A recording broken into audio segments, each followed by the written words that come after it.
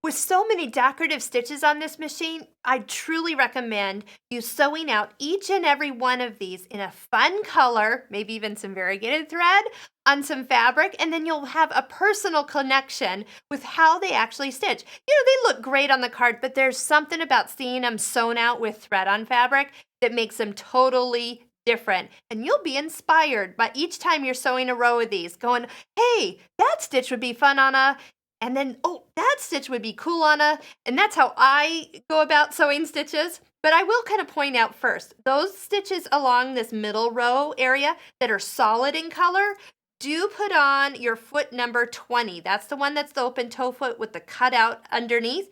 Those stitches are considered satin stitches or heavy or dense stitches.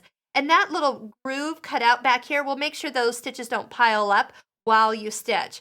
The other stitches that are more open, down here towards the lower collection here, the higher numbered ones, you could use either foot, your standard presser foot or your open toe. Since you kind of want to see where you're going, the open toe foot is nice. If you want to kind of go straight, using one of your seam guides or having lines drawn on your fabric are really going to help make a difference here. Well, let's just start off with something fun. Let's try, there's always so many to pick. Let's just do number 41, number sign 41. And start to sew. This is one of those heavier stitches. So also too, when you pick decorative stitches, make sure it's something that if you're doing a lot of stitching, make sure you have a full bobbin and make sure that you want to take that much time stitching. I usually like to pick something that's a little bit quicker to stitch. As you can see, it's taken me even this long just to sew a couple inches. Now, so you don't stop in the middle of a pattern. That's what pattern end is for. At any time, even while you're sewing, you can engage that and it will finish the pattern for you right at the end and stop. So then that way you don't have half of a pattern. Isn't that pretty? So that's what those solid stitches are. And again, doesn't that look so much better than what you saw right here? I think maybe because you see more of the stitches together, that really shows them off.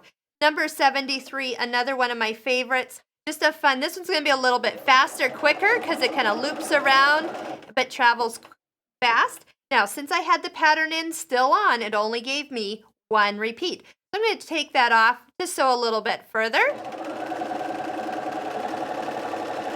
But even when I'm sewing, once again, as I get closer to the end, I can go ahead and engage it, and it will finish out the pattern.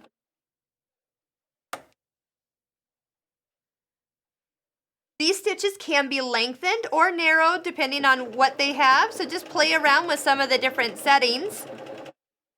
Find the video that I have on my favorite applique stitch. It's a stitch that is traditionally not used for applique. It's a stretch stitch, but I manipulate it so much that it actually has a whole entire different look. Here's a sneak peek. That's what it looks like. Wouldn't that be fun to add instead of just a plain blanket stitch? And that's how you can see the different lengths will change the look of the stitches. So have some fun. There's only one way to find out which one is your favorite, by playing with the stitches.